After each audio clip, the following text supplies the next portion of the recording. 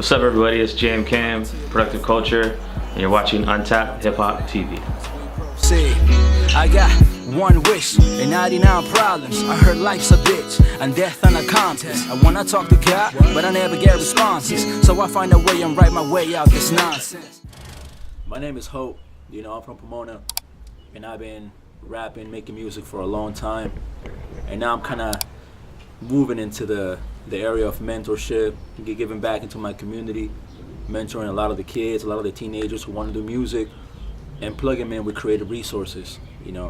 At the same time, I'm still doing music. Each time you see me on the stage, best believe that's hope, because music gave me hope. So now I'm trying to do the same thing with students I mentor myself. People I plug into the music. If I could be that hope for them at that moment, I'm gonna do it. Each time I write about something, maybe I'm going through some dark shit, so then I write about it, so then that gives me hope. Music is giving me hope. Hip hop makes me hope. Art gives me hope. And I'm pretty sure that art, music, hip hop gives other people hope. And if that's the thing, if that's the case, then I'm gonna be giving that hope too. I've been writing since I was 14. Doing this and that. I remember I spent the whole summer just writing, getting my craft right. First rhymes, of course, like everybody else, were kind of sucky, you know what I mean? And then after a while, things got good, things got better, and my creativity just took off, man. And I've been trying to implement a lot of stuff, man. Create events, create opportunities, plugging in people with the right places to just have everybody shine. What got me started in hip hop was I remember I was a freshman, man, back then in high school. One of my older homeboys right there, man, he was always all hip hop. Like, he had his baggy pants, his big old hoodie. He would always walk through with his oversized headphones and shit. And I could just hear like music coming out of his freaking earphones, bro. And he's like, "Here, man, bump this." He gave me a CD of Big L, bro. The first hip hop CD I ever got was Big L, The Big Picture. And it was, I think, track number 8 or number 9 called Fall Back, featuring Coogee Rap. After I heard that shit, man, my mind just took off, bro. Like, I've never heard something like that in my life, man. Just his rhyme scheme, his rhyme pattern. Like, I have never heard, until that point, I was like 14, I have never heard somebody that could rhyme almost every word in a couple of sentences, man. I was like, damn. He goes like, "I'm straight loco, to hell with you and your broke hoe. You in the big, oh, you more like dodo, you got no dough." I was like, damn, that was crazy, man. And ever since that day, man, I took that CD home, man, and I was listening to it over and over and over, and I just couldn't believe it, man. And after that, I met more people who were writing and shit, so it got me into wanting to write myself, Like, the first influence, that was Big L. I remember I was really big into skateboarding back then, and I would skateboard around with my big old headphones, and I would just bump in track after track. I would skate for hours listening to Big L, for hours, man. And yeah, that was my first introduction to hip hop. So I remember like the first show was in Los Angeles, man. It was at the 5-Star Bar. My homeboy, he had a set. So we had a song together, man, and we rehearsed it over and over and over. And I remember I was nervous, bro. I was shaking, and because I had never actually grabbed the mic in front of a crowd. Of course, we all always have sessions in closed doors at the house and whatnot, but never actually in front of people. And that was a changing experience for me. Actually seeing people react to what I was saying. I'm pretty sure we didn't sound as clear as we should have, because it was a couple of our first shows. But then getting the feedback from the people, that constructive criticism. The girl who was throwing that show told us, what, you guys need to look at the crowd more, show more confidence on stage, speak a little louder. One love to Ashley Dominique, man. She gave us the first couple of shows, man, and she told us, what, you guys gotta look at the crowd more, look at the people, engage more with them. And by any means, do not rap over your vocals. Do not read it, because that is a no-no in hip hop. I never rapped over my vocals, but I think I saw somebody else that same night who was reading off their phone, and she's like, "You know what? Don't do that, because I seen fools get knocked out doing that on the stage, bro. So never again. I was like, nope, we're never doing that for sure. Like hell no. But my music is not too hyped up, like like turned or trappy. So as I was on stage, there were some things. No, well, even until this day, there's things I say, and I get to see people's reactions and people's facial expressions. That lets me know that there's something I'm saying in those rhymes that they're feeling like deep inside. Like I sometimes mention topics on domestic violence, substance abuse, and there's people that go through that, deportation and whatnot. So there's people that have had family being deported and whatnot. So just when they hear something like that, someone that actually mentions that or touches on that topic, they feel it, and there's a reaction that you rarely see. Like, you won't see that reaction as you're recording, you won't see that reaction as you're writing it. You see those special moments as you're on stage and you're actually performing in front of people. So when you get that feedback, when you see that reaction, is when you craft that style. You find that niche that a lot of artists are looking for. You gotta find that niche, find that sound that is gonna define you as an artist, what separates you from the rest. And I guess that by doing shows every now and then, looking at the people's reactions, getting feedback afterwards, getting people that told me, you know what, this line you mentioned on this track or this and that, I know someone that has gone through it, or thank you for speaking about that. So that's how I was able to craft my style a little bit more. I try to be the voice of the people, voice of the unheard, man. And I know that a lot of artists want to do that, and I might not be there fully yet, but I could honestly tell I'm getting there little by little, man. By every event, by putting out songs that people can actually live with. Like, not just listen to, but live with. Like, take it somewhere, ride with it, break down to, cry to, listen to, be happy. It's not just, of course there's songs that, are for people that want to turn up and have fun, and that's perfectly fine.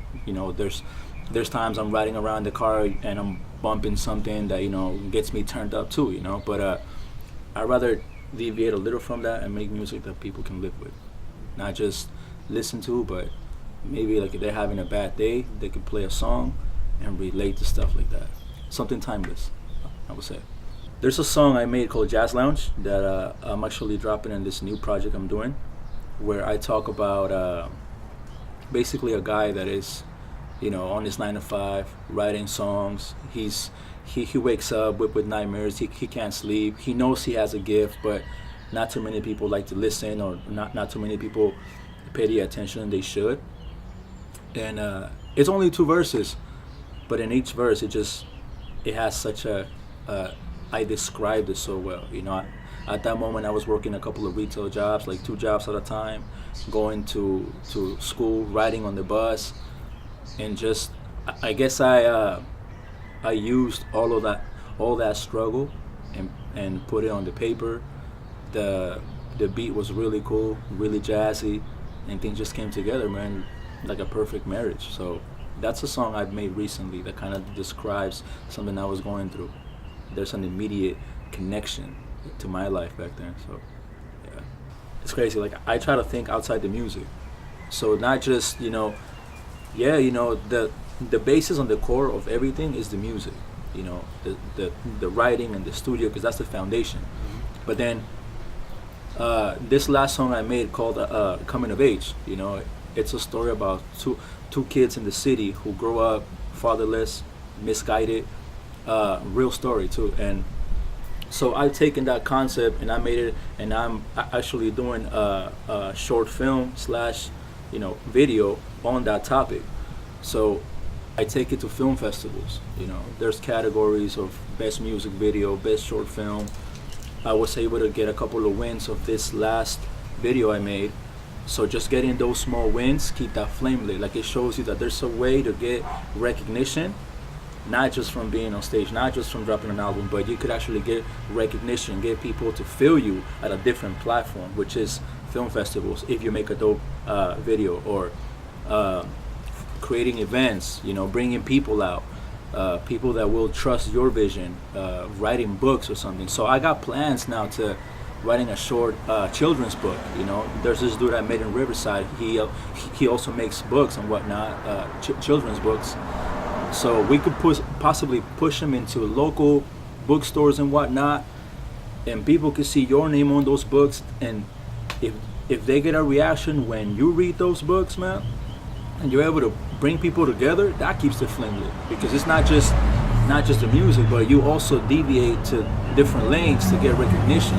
So that keeps that flame going. Like when something's not popping at that moment, look somewhere else. Like you gotta get small wins everywhere. Like not just get stuck in the music. Like yeah, music is the core, the foundation for everything. But if something's not popping in there at that moment, use that song you made and turn it into something else. Like you could possibly put it as a backdrop in a commercial, like as a soundtrack or something. Like look at your lyrics, create something with it, write a script, something. But looking outside of the music every now and then will keep that flame lit.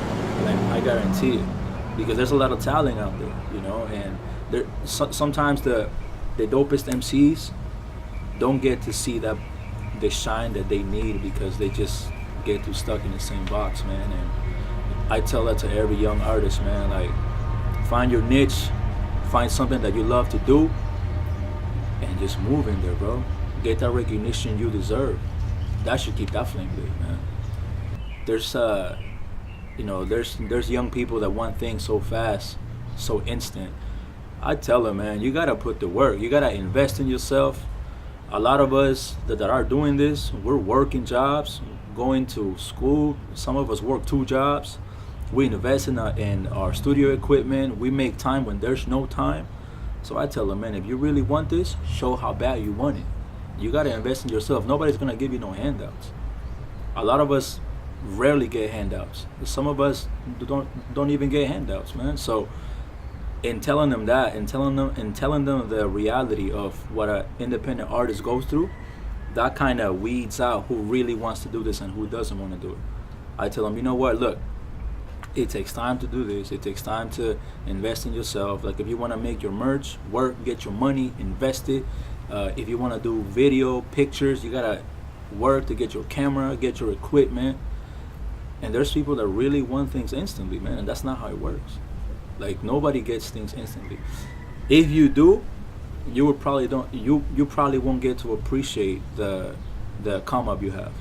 People that have to work hard to get their shit together, get their studio equipment or pay for that studio time. Like if somebody had to grind for like 10 hours each day or 12 hours or 8 hours each day to save up the $200 to get that studio session and lay that fire track down, you're gonna appreciate that to the fullest because you are the one that pushed that. You are the one that invested in yourself. You booked the session. You bought the beat. You know what I mean? So then once you see that track and it's fire and it's exactly how you wanted it, you're gonna feel 100% good, man, because you were the power behind that shit. So I tell them, man, I've grown a lot, you know. I've matured, you know, from lyrical content to actually wanting to get back into my community.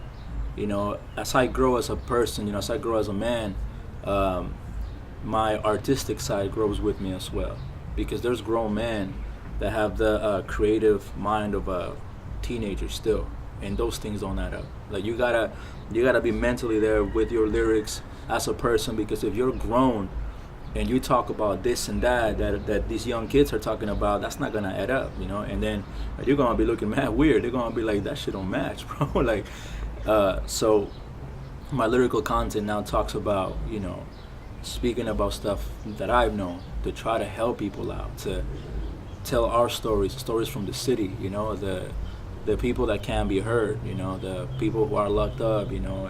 If they want me to tell a story, I'll do it. You know, if there's a kid who's going through some shit and I'm able to write something that is gonna make him feel better, I'll do it, because that's what hope is about, you know. That's what music should be about. Art should be a way for us to escape our reality, to be heard. That's what music was to me, you know. It gave me a voice when nobody would hear. It gave me the chance to be noticed, the chance to be heard, man. So my lyrical content has grown up, you know. It has matured, you know, that's the right word, you know, and I keep on growing every day. You know, each day is a learning experience. The best advice I would tell them is to work hard. Work hard, invest in yourself, and chase your dreams. And it's not gonna be easy. You gotta convince the people around you as well that what you're doing is worth it. Because a lot of people won't believe in you at first. They're gonna be like, nah, you're wasting your time with that. But those small wins, those small victories, that's how you keep your flame lit, and that's how you let people know that you ain't bullshitting, that you're really putting in work.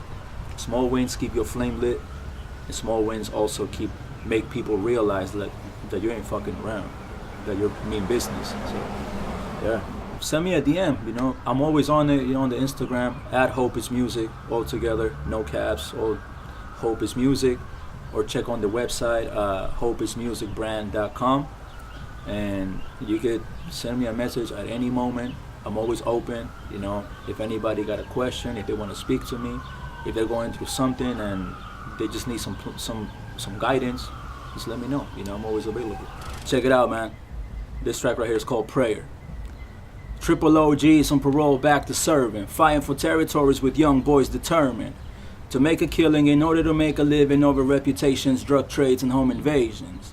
Things change, but the game doesn't. We still have single mothers and less husbands, no father figures. They fell victim to the trap and the system, lost in the streets but found God in prison.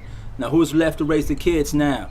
Mother working 2 jobs, struggling too hard, fucking when dudes raw, saving just enough to buy her son some new shoes, then for a new car. It's just another picture painted by the struggle. Stories from the bottom where we know how to hustle. They say the heart of the streets, the brighter the talent. I seen some of the brightest kids become some of the foulest. The loudest ones are the weakest link. They want attention just like friend Lucas when he wore the mink. And life is gone in a flash while you blink. If they don't want us doing good, then don't question why we sin. Yeah, man.